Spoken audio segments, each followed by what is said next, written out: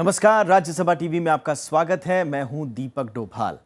चुनाव का सफर अब एक चरण पार कर चुका है और कल दूसरे दौर का मतदान है।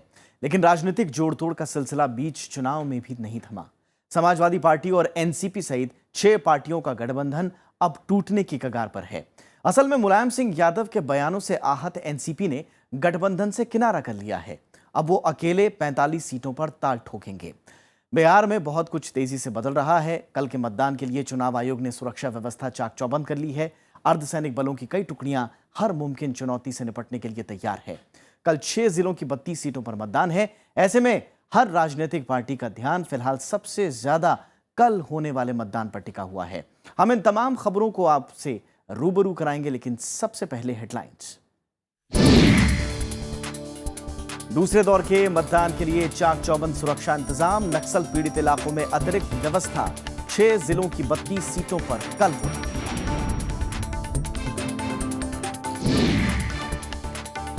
मुलायम सिंह यादव के बयान से आहत एनसीपी ने तोड़ा मोर्चे से रिश्ता। 45 सीटों पर अलग चुनाव लड़ने का ऐलान।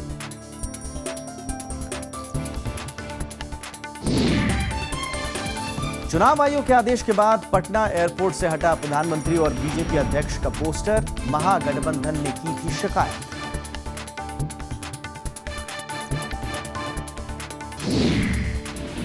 और तीसरे दौर के लिए चुनाव प्रचार तेज। मुख्यमंत्री नीतीश कुमार की पटना और नालंदा में 7 रैलियां। एनडीए नेताओं की भी जनसभाएं।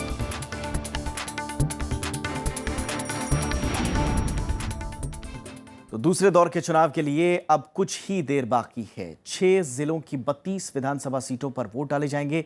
नक्सल ग्रस्त होने के कारण यह दौर बेहद चुनौतियों भरा है। हालांकि शांतिपूर्ण मतदान कराने के लिए सुरक्षा बलों ने मुकम्मल तैयारियां कर ली हैं।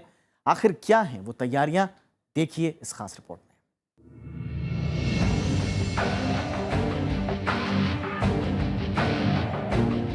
दूसरे दौर का चुनाव शांतिपूर्ण तरीके से संपन्न हो, इसके लिए प्रशासन ने तैयारियां पुख्ता कर ली हैं। पोलिंग पार्टियों और सुरक्षा कर्मियों को संबंधित बूथ पर रवाना कर दिया गया है। सुरक्षा के लिहाज से दूसरा दौर इसलिए अहम है क्योंकि इस दौर में आने वाले कुछ इलाके नक्सलग्रस्त माने जाते हैं और चुनाव में कोई बाधा न आए, इसलिए सुरक्षा व्यवस्था को और सख्त किया गया है। पैरामिलिट्री फोर्सेस को हर बूथ पर, हर रोड पर, आसपास के एरिया में एरिया डोमिनेशन के लिए लगाया गया है। काफी समय से तैयारियां चल रही है। सब पैरामिलिट्री फोर्सेस को भेज दिया गया है अपने अपने इलाके में। एरिया डोमिनेशन अभी भी चल रहा है। वोटर्स का कॉन्फिडेंस के लिए हम लोगों ने फ्लैग मार्चेस करवाई हैं और लगातार डीमाइनिंग ऑपरेशंस हो रहे हैं। एंटी नक्सल, एंटी क्रिमिनल ऑपरेशंस भी हो रहे हैं। हम लोग प्रयास करेंगे कि हिंसा मुक्त चुनाव हो। संवेदनशील इलाकों में खास चौकसी बरती जा रही है। मतदान केंद्रों पर हेलीकॉप्टरों और ड्रोन के जरिए निगरानी रखी जा रही है। हर पोलिंग बूथ पर अर्धसैनिक बल तैनात रहेंगे, जबकि पेट्रोलिंग की जिम्मेदारी स्थानीय पुलिस के पास है। वहीं फ्लाइंग स्क्वाड शिकायतों पर पैनी नजर रखेगा। आंकड़ों के मुताबिक अर्धसैनिक बलों की 993 कंपनियां लगाई गई हैं, जिसमें 55,000 से ज्यादा सुरक्षा कर्मी तैनात हैं। 31 पर्यवेक्षक गश्त पर तैनात रहेंगे। 6 पर्यवेक्षक पोलिंग बूथ पर डटे रहेंगे, जबकि 10 पर्यवेक्षक खर्च पर निगाह रखेंगे। हम लोग ने स्टैटिक सर्विलांस टीम लगा रखी है और फ्लाइंग स्क्वाड्स भी बना रखे हैं। यदि कोई भी कंप्लेन हमें मिलती है तो immediately with in half an hour हम लोग वहां रेड करेंगे और इसके लिए पैरामिलिट्री फोर्सेस भी आज से आ चुकी है और लगातार फ्लैग मार्च भी किए जाएंगे। खासकर के जो नक्सल एरियाज हैं वहां हम लोग रोड ओपनिंग पार्टीज लगा रहे हैं। दूसरे दौर में कैमूर, रोहतास, अरवल, जहानाबाद, औरंगाबाद और गया जिले की 32 सीटों पर वोट डाले जाएंगे। जो तमाम जो अधिकारी हैं वो ब्रीफिंग कर रहे हैं, समझा रहे हैं जो पोलिंग पार्टियां हैं कि किस तरह से उन्हें अपनी ये जिम्मेदारी निभानी है, किस तरह से उन्हें ऐसे जो संवेदनशील जो पोलिंग बूथ है वहां पर अतिरिक्त चौकसी बरतनी है। और ये सारी तैयारियां इसलिए है कि इस दौर में जो मतदान प्रतिशत है वो ज्यादा आगे बढ़े। कैमरामैन डी के पांडे के साथ प्रणव गोस्वामी, राज्यसभा टीवी, गया। और दूसरे दौर के चुनाव में कैमूर जिले की 4 सीटें भी आती हैं, जहां अब प्रशासन ने पूरी तैयारियां कर ली हैं। यहां कुल 61 उम्मीदवार चुनावी मैदान में अपनी दावेदारी ठोक रहे हैं, जिसमें 2 महिलाएं भी शामिल हैं। रामगढ़ विधानसभा में 13, चैनपुर और मोहनिया में 14-14, जबकि भभुआ विधानसभा सीट पर 20 प्रत्याशी मैदान में हैं। जिले में कुल 10,36,000 मतदाता हैं, जिसमें महिलाओं की संख्या 4,88,851 है, जबकि पुरुष 5,47,979 की संख्या में हैं, जबकि 81 अन्य मतदाता हैं। मतदान के लिए कुल 1130 मतदान केंद्र बनाए गए हैं, जिसमें 134 नक्सलग्रस्त हैं, जबकि 91 संवेदनशील माने जा रहे हैं। 7 बजे से 5 बजे तक की पोलिंग है हमारे 3 कॉन्स्टिट्यूएंसीज में 203, 204, 205। 7 बजे से 3 बजे है इन कॉन्स्टिट्यूएंसी नंबर 206। 91 बूथ क्रिटिकल की कैटेगरी में है और उसमें से जो है 43 बूथ्स हैं जो कि वल्नरेबल की कैटेगरी। बिहार चुनाव के लिए 6 पार्टियों से मिलकर बने समाजवादी सेक्युलर मोर्चे में अब बड़ी दरार पड़ गई है। राष्ट्रीय कांग्रेस पार्टी यानी कि एनसीपी ने गठबंधन तोड़ दिया है और पार्टी ने 45 सीटों पर अकेले लड़ने का फैसला किया है। राष्ट्रवादी कांग्रेस पार्टी के बिहार से सांसद तारिक अनवर का कहना है कि गठबंधन टूटने के पीछे मुलायम सिंह का वो बयान जिम्मेदार है जिसमें उन्होंने चुनाव में बीजेपी की हवा की बात कही थी। इसके साथ साथ एनसीपी ने यह भी कहा कि अगर सूबे में सेक्युलर सरकार बनती है तो वो बेशर्त समर्थन भी देने को तैयार हैं। दरअसल बिहार चुनाव से पहले 6 पार्टियों ने मिलकर तीसरा मोर्चा बनाया था, जिसमें समाजवादी पार्टी, एनसीपी और जनाधिकार पार्टी समेत 3 और छोटे दल शामिल थे। एनसीपी ने यह फैसला लिया है कि जो तीसरा मोर्चा बना था, जिसमें समाजवादी पार्टी, जनाधिकार पार्टी, एनसीपी और हम लोग दूसरी पार्टियां मिलकर जो एक गठबंधन बनाया था, उससे हम अपने आप को अलग कर रहे हैं। और उसका कारण यही है कि मुलायम सिंह का जो बयान आया, वो बयान हम लोग ऐसा मानते हैं कि वो दुर्भाग्यपूर्ण है, क्योंकि उससे कहीं न कहीं ये संकेत मिल रहा है कि वो भारतीय जनता पार्टी के पक्ष में है। एनसीपी अपने दम पर चुनाव लड़ेगी। 45 सीटों पर हमारे उम्मीदवार खड़े हैं और हम उन 45 सीटों पर हमारा प्रयास होगा कि जमकर हम चुनाव लड़ें। और इस वक्त हमारे साथ वरिष्ठ पत्रकार अवधेश कुमार जी जुड़ चुके हैं बिहार की सियासत पर तमाम तफसीलात के लिए। अवधेश जी, बहुत बहुत स्वागत है आपका। पहले आप जो सबसे बड़ा डेवलपमेंट आज पॉलिटिकल लिहाज से हुआ है, एनसीपी का अलग हो जाना सेक्युलर मोर्चे से, कितना बड़ा डेवलपमेंट इसको मानते हैं आप बिहार की मौजूदा राजनीति में? देखिए, आप जैसा हम सब जानते हैं कि बिहार में 2 ही प्रतिद्वंदी मुख्य हैं, या तो वो राष्ट्रीय जनतांत्रिक गठबंधन है या जिसको हम महागठबंधन कहते हैं, कांग्रेस, राष्ट्रीय जनता दल और जनता दल यू का।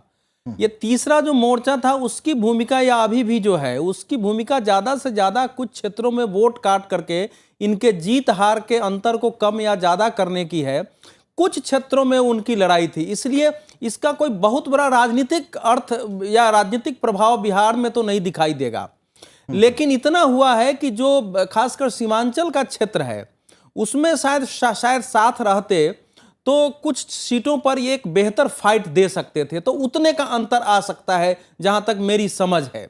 जो सीमांचल के खासकर 4-5 जिले हैं, वहां पप्पू यादव का प्रभाव और वहां तारिक अनवर का प्रभाव, इन दोनों के प्रभाव से कुछ वोट बेहतर आ सकता था इनको, उसमें एक कमी आ जाएगी।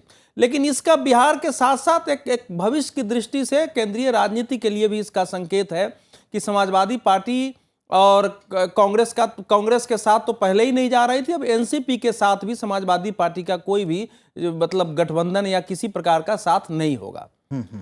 लेकिन हालांकि खबरें तो ये आ रही हैं अभी कि समाजवादी पार्टी और जो पप्पू यादव का जो दल है वो अभी तारिक अनवर को मनाने में जुट गया है। हालांकि क्या आपको लगता है, क्योंकि इसके जो बैकग्राउंड में अगर जाएं तो इसके बैकग्राउंड में मुलायम सिंह यादव का बीजेपी के पक्ष में वो बयान है जिसके बाद ये बवाल मचा, तो क्या इसे कहीं ना कहीं आप मानते हैं कि एक तरह से केक वॉक हो गया है बीजेपी के लिए भी? नहीं, इतना आसान नहीं है कहना, क्योंकि भारतीय जनता पार्टी को फाइट मिल रहा है। आप देखिए, लोकसभा चुनाव में ऐसा लगता ही नहीं था कि नरेंद्र मोदी के सामने कोई भारत में दूसरा नेता भी है। उसके बाद जो जिन राज्यों के विधानसभा हुए वहां भी लगभग यही स्थिति। पहली बार बिहार में नीतीश कुमार ने नरेंद्र मोदी को उनकी भाषा में जवाब देने की कोशिश की है, तो वहां एक लग रहा है कि नहीं, नरेंद्र मोदी के समानांतर कोई नेता है। तो उसमें भारतीय जनता पार्टी के लिए केकवा कह देना इनके अलग हो जाने से, सच तो यह है कि अगर ये साथ रहते तो साथ मिलकर के और राष्ट्रीय जनता दल, जनता दल यू और कांग्रेस का ज्यादा वोट काट सकते थे और उससे भाजपा को ज्यादा लाभ होता। बल्कि ये अगर बिखरते हैं और कम वोट काटते हैं तो जाहिर है कि वो वोट किसका कम कटेगा, वो भारतीय जनता पार्टी के प्रतिद्वंदी गुट का कम कटेगा। इसलिए इसमें भारतीय जनता पार्टी के लाभ का कोई पहलू निहित नहीं है। चलिए, और अब हम आते हैं कल का जो मतदान होने वाला है दूसरे दौर का। भले ही कम सीटें हैं अवधेश जी, 32 सीटें हैं, 6 जिले हैं, सबसे कम सीटें इसी दौर में हैं, लेकिन राजनीतिक लिहाज से कई मायने हैं। जीतन राम मांझी हैं, मौजूदा स्पीकर उनके ठीक आमने सामने हैं, और भी कई बड़े चेहरे हैं। कितना अहम मानते हैं इनको पांचों चरण के लिहाज से आप?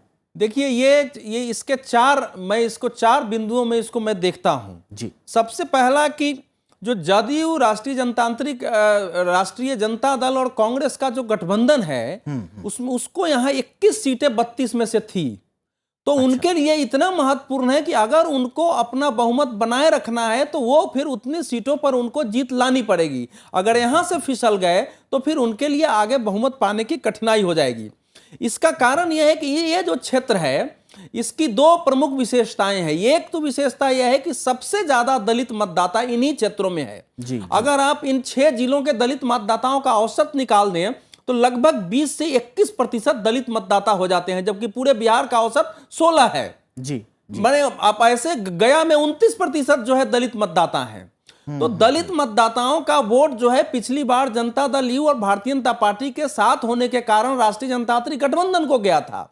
इस बार दोनों प्रमुख दलित नेता जीतन राम मांझी और रामविलास पासवान राष्ट्रीय जनतांत्रिक गठबंधन के साथी हैं। और जीतन राम मांझी का भी परीक्षण का दौर यही है, क्योंकि उनका ज्यादा प्रभाव यही है, 2 जगह से वो चुनाव लड़ रहे हैं। बिल्कुल। तो एक तो ये, तीसरा जो इसका मतलब है कि ये क्षेत्र जो है अब सभी से माओवादी, जो बिहार में माओवादियों का प्रभाव का सबसे बड़ा क्षेत्र यही है। जी। इसीलिए आप देखेंगे कि पिछली बार 49 क्षेत्र के लिए 677 कंपनियां तैनात की गई थी सुरक्षा बलों की दृष्टि से। इस बार 32 क्षेत्र के लिए 919 तैनात किया गया है। जी सर, संक्षेप में। जी जी। तो इस क्षेत्र में शांतिपूर्ण चुनाव कराना वो एक प्रशासन और चुनाव आयोग के लिए चुनौती है।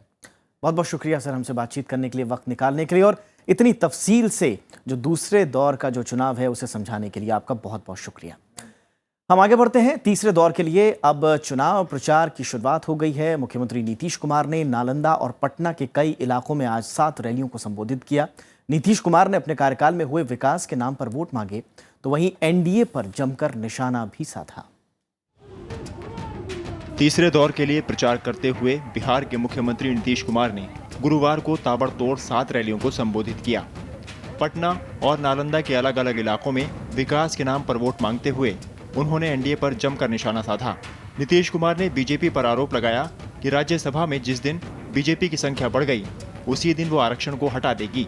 यही नहीं, नीतीश ने बीजेपी के प्रचार अभियान पर भी जमकर प्रहार किया। देखिए तो भारत सरकार का कई मंत्री आया हुआ है, ऐसा लगता है जैसे देश की राजधानी दिल्ली से हट करके कुछ दिन के लिए पटना आ गई। इतने लोग टहल रहे, यानी यहाँ किसी में दम नहीं, सभी बाहर से आकर के इनको दम दे। अब बीजेपी के पास भी अपना कोई दम नहीं। नीतीश कुमार ने प्रधानमंत्री के अच्छे दिन वाले नारे पर भी चुटकी दी। वैसे भी दाल बहुत महंगा हो गया। आगे हम अखबार में देखे कि 200 रुपया किलो रहड़ी का दाल हो गया। अच्छा दिन तो आइए गया भाई, भात दाल तरकारी मिला के खाना पड़ता है, अब बिना दाले के खा लेना है, तो अच्छा दिन तो आ ही गया। तीसरे दौर के लिए मुख्यमंत्री नीतीश कुमार ने गुरुवार को नालंदा के हिलसा, बिहार शरीफ, आस्था वन और हरनौत के साथ साथ पटना के मोकामा और बाढ़ में भी चुनावी सभाओं को संबोधित किया। Bureau report, Rajya Sabha TV. पहले दौर में हुए अच्छे मतदान को राजनीतिक दलों ने अपने अपने पक्ष में भुनाना भी शुरू कर दिया है। पटना में बीजेपी नेता और केंद्रीय मंत्री स्मृति ईरानी ने दावा किया कि पहले दौर के मतदान में महिलाओं की बढ़ी हिस्सेदारी बदलाव का संकेत दे रही है। उन्होंने कहा कि बिहार की महिलाएं खराब कानून व्यवस्था के खिलाफ एनडीए गठबंधन के पक्ष में वोट डाल रही हैं। 2012 से लेकर 14 तक बिहार में लॉ एंड ऑर्डर जो स्टेट सब्जेक्ट है उसमें रेप की घटनाओं में 21% की वृद्धि हुई है।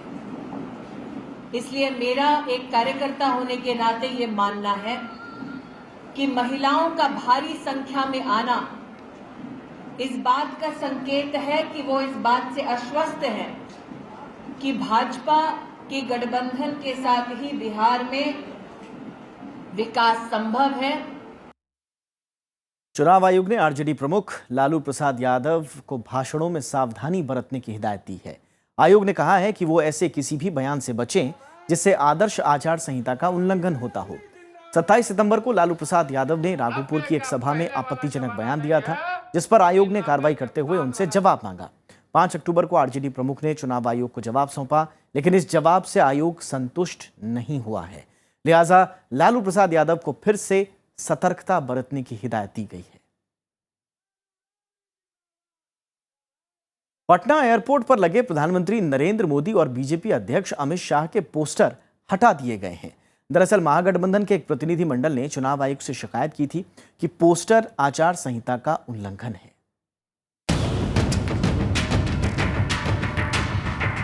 महागठबंधन की शिकायत के बाद पटना एयरपोर्ट से प्रधानमंत्री और बीजेपी अध्यक्ष अमित शाह के पोस्टर हटा लिए गए हैं। आरोप था कि सार्वजनिक स्थल का गलत इस्तेमाल किया जा रहा है और ये आचार संहिता का उल्लंघन है। इलेक्शन कमीशन के निर्देश के हिसाब से ही सारा काम हो रहा है। चुनाव के समय में होता है, इसी हिसाब से कार्रवाई चल रही है। चुनाव आयोग का ऑर्डर आया था, इसीलिए यहाँ से बैनर हटाया जा रहा है। रात से ही हटाया जा रहा है। सभी पार्टियों का डीएम की तरफ से ऑर्डर है। हाँ, तमाम पार्टियों का। हालांकि चुनाव आयोग के आदेश के बाद एयरपोर्ट प्रबंधन की इस कार्रवाई का जवाब बीजेपी ने कुछ इस अंदाज में दिया। पोस्टर से नरेंद्र भाई का चेहरा हटा सकते हैं। लोगों के दिल में बसे हैं प्रधानमंत्री नरेंद्र मोदी। राजद जदयू का बस चले तो कहे कि दिल से भी हटा दीजिए। बुधवार को महागठबंधन का एक प्रतिनिधिमंडल और वरिष्ठ वकील केटीएस तुलसी ने दिल्ली में चुनाव आयोग को शिकायत पत्र सौंपा था, जिसके बाद गुरुवार ये कार्रवाई सामने आई। Bureau report, Rajya Sabha TV. और चौथे दौर के लिए आज नामांकन पत्रों की जांच का काम पूरा हो गया। कल पर्चा भरने की आखिरी तारीख थी और इस दौर में कुल 848 उम्मीदवारों ने अपनी दावेदारी पेश की। इस दौर में 7 जिलों पूर्वी चंपारण, मुजफ्फरपुर, पश्चिमी चंपारण, सीवान, सीतामढ़ी, गोपालगंज और शिवहर की 55 सीटों पर मतदान होना है। इस दौर में पूर्वी चंपारण की 12, मुजफ्फरपुर की 11, पश्चिम चंपारण की 9, सीवान और सीतामढ़ी की 8-8, गोपालगंज की 6 और शिवहर की 1 सीट शामिल है। इस दौर के लिए 17 अक्टूबर तक नाम वापस लिए जा सकेंगे। चौथे चरण में 55 में से 7 सीटें अनुसूचित जाति के लिए आरक्षित हैं। 1 नवंबर को 7 जिलों में वोटिंग होनी है।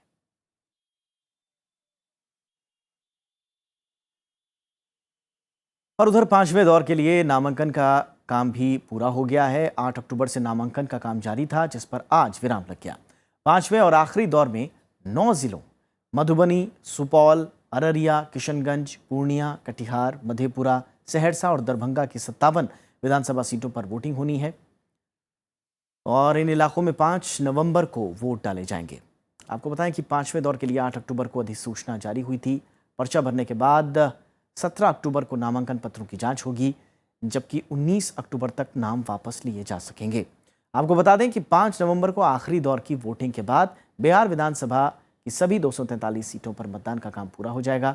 8 नवंबर को रिजल्ट यानी कि मतगणना का दिन है और इसी दिन बिहार के नतीजे सबके सामने होंगे। आगे बढ़ते हैं और बात करते हैं कुछ अहम और बुनियादी मुद्दों की। तो बिहार में दूसरे चरण के चुनाव में जिन जिलों में मतदान होना है, उनमें दलित और महादलित समुदाय की बड़ी आबादी है। सामाजिक और आर्थिक तौर पर काफी पिछड़ी इस आबादी के विकास के लिए तमाम योजनाएं तो बनी, लेकिन बदला कुछ नहीं। महादलित समुदाय में भी सबसे पिछड़े मुसहर जाति के लोग आज भी विकास की रोशनी का इंतजार कर रहे हैं। गया जिले के कुल्हौरा गांव की इस बस्ती में घुसते ही बिहार में दलितों की स्थिति का अंदाजा हो जाता है। इस बस्ती में मुसहर जाति के लोग बसे हुए हैं। नंगे बदन मिट्टी में लौटते नौनिहाल और स्कूल ड्रेस में घर के कामों में जुटे इन बच्चों को आप मुसहर जाति का वो भविष्य कह सकते हैं जिसका वर्तमान खुद अंधेरे में है। थोड़ा अंदर जाने पर रात के खाने का जुगाड़ करती इस महिला पर नजर आकर टिक जाती है। इसका परिवार मुश्किल से मिले इन केकड़ों और नहरों से पकड़ी गई इन मछली नुमा कीड़ों को बड़े चाव से खाएगा। अब इस महिला को देखिए, लगभग जर्जर हो चुकी इस झोपड़ी को ये महिला मिट्टी के लेप से कुछ दिन और टिकाऊ बनाने की जुगत में है। कहने को तो यहाँ पिछड़ापन कदम कदम पर पसरा है, लेकिन बकरी के बेजुबान मेमनों के साथ इन लोगों ने खुशियों का जुगाड़ करना भी सीख लिया है। लेकिन घर के अंदर झांकने की कोशिश करें तो बदहाली की अंधेरी तस्वीर एक बार फिर सामने आ जाती है। कच्चे मिट्टी के इन घरों में बिजली नहीं है। इस बस्ती की दुनिया कच्चे घरों, गंदगी, भूख और कुपोषण से आबाद है। न पानी के है व्यवस्था, न कुछ के, न रोड के व्यवस्था है, न लाइन के व्यवस्था है। हम लोग तो ऐसे पागल हो रहे, न स्कूल है, तो हम क्या करें? हम लोग कितना हम लोग बच्चा का शिक्षक बनाए। हम लोग चाहते हैं कि हर जन को नौकरी नहीं मिलता है, हर चीज में घुस लेता है, तो हमें कमाते खाने वाला रोजगार है, तो कहाँ से नौकरी लेंगे? तो हर चीज में घुस खोज रहा है, तो हर जन को नौकरी कहाँ लगेगा? मुसहर जाति बिहार में दलितों से भी नीचे महादलित आबादी की सबसे पिछड़ी उपजाति है। छोटी मोटी मजदूरी और पेट भरने के लिए खेतों से चूहे पकड़ना इनकी नियति बन गई है। मजदूरी से इन्हें जो थोड़ा बहुत पैसे मयस्सर भी होते हैं, उनसे पेट भरना तो शायद मुमकिन हो, लेकिन सामाजिक बराबरी हासिल करना नामुमकिन है। मुसहर जाति आज सामाजिक बहिष्कार और अनदेखी का शिकार है। आज भी वही भेदभाव है। मानो जैसे पानी नहीं है, चापाकल नहीं, तो दूसरे के यहाँ जगह लेने जाते हैं तो बोलते हैं पानी एक दिन भरने देंगे, दूसरे दिन भरने देंगे, यही बात होता है। बाल्टी दूर रखो, इसे कर तो अपना चापाकल अपने वास्ते किए कि हम दूसरे के लिए किए। बिहार में दलितों और महादलितों की कुल आबादी करीब 15% है। इनमें मुसहर समेत करीब 18 उपजातियां महादलित की श्रेणी में हैं, जो कुल दलित आबादी का 31% हैं। इन जातियों में बेरोजगारी और अशिक्षा के हाल बेहद खराब हैं। मुसहर आबादी में सिर्फ 4% लोग ही शिक्षित हैं और इनमें भी महिलाओं की शिक्षा दर 1% से भी कम है। कहने को तो मुसहर जाति से ताल्लुक रखने वाले जीतन राम मांझी बिहार के मुख्यमंत्री बने। उन्होंने दलित आबादी का प्रतिनिधित्व करने का दावा भी किया, महादलित मिशन जैसी योजनाएं भी लाए, लेकिन मुसहर समुदाय के लोगों की जुबान पर कुछ और ही फसाना है। मुख्यमंत्री जब कि बने मांझी जी भी तो कुछ न कर पाए, तो अब बनेंगे तो भी कुछ न होगा न हुआ है, तो कैसे हम लोग क्या कहें? कोई बदलाव नहीं आया है जीवन में, कोई तकलीफ? हाँ, सब जो शुरू से अंत तक तकलीफ है, अभी भी तकलीफ है। बिहार में लोकतंत्र का सबसे बड़ा पर्व एक बार फिर परवान चढ़ रहा है। सालों तक अनछुए और अनदेखे रहने वाले दलित और महादलित नेताओं की फहरिस्त में अचानक ऊपर आ गए हैं, लेकिन चुनाव खत्म होते ही नेताओं का इनसे रिश्ता भी खत्म हो जाएगा और शायद ये लोग फिर लौट जाएंगे इस बस्ती की अंधेरी और पिछड़ी जिंदगी में। प्रणव गोस्वामी, राज्यसभा टीवी।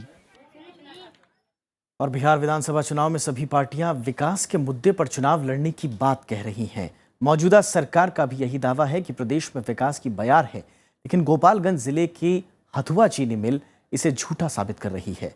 पिछले 30 साल से ये चीनी मिल बंद पड़ी है और इसे लेकर कई बार आंदोलन तक किया गया, लेकिन नतीजा कुछ नहीं निकला। 2005 के विधानसभा चुनाव में नीतीश कुमार ने अपनी चुनावी सभा में बंद हथुआ चीनी मिल को चालू करने की घोषणा की थी। उन्होंने गोपालगंज की जनता से वादा किया था कि सरकार बनते ही बंद चीनी मिल चालू कर दी जाएगी, लेकिन उनके जीतने के 10 साल बाद भी चीनी मिल बंद पड़ी है। इस बार फिर हथुआ की बंद चीनी मिल चुनावी मुद्दा है। हथुआ शुगर फैक्ट्री चलाने के लिए मैंने विधानसभा में कई बार प्रश्न किया। मूल्यांकन के आधार पर 4 बार टेंडर भी कराया गया, लेकिन कोई सफल उद्योगपति नहीं मिलने के चलते शुगर फैक्ट्री चालू नहीं हो सका। जो लोग वादा किए थे वो झूठा वादा था। वो मिल के लिए कुछ भी नहीं किए हैं, न विधानसभा में क्वेश्चन उठाए हैं, न कहीं किसी के पास गए हैं। गन्ना किसानों के करोड़ों रुपए बकाए हैं। हथुआ मिल जब चालू थी तब गन्ना किसानों और इसके कर्मचारियों की जिंदगी खुशहाल हुआ करती थी। आज तक इतना फैक्ट्री बीत गई और लालू जी थे तब से, और आज तक वो भी डेट लेते लेते कोर्ट से इतना दिन बिता दिया। लगता है जो वो डेट लेते लेते पूरा वर्कर को यहाँ हाथ नहीं देंगे। नीतीश जी पिछले इलेक्शन में यहाँ आए थे चुनाव प्रचार में बंगला पर, तो कह कर गए कि जब तक हम फैक्ट्री नहीं चला देंगे और मजदूरों का तनख्वाह नहीं दे देंगे, बकाया नहीं राशि नहीं दे देंगे, तब तक फिर हम दोबारा इस जिला में वोट मांगने नहीं आएंगे। चीनी मिल को चालू कराने के लिए सूबे के मुख्यमंत्रियों से कई बार फरियाद की जा चुकी है, लेकिन नतीजा कुछ नहीं निकला। लिहाजा इस बार गोपालगंज की जनता इस मुद्दे को लेकर काफी सजग है। गोपालगंज में तीसरे चरण में चुनाव होना है। Bureau report, Rajya Sabha TV. और इसी के साथ लोकतंत्र 2015 में फिलहाल इतना ही। दीजिए इजाजत। नमस्कार।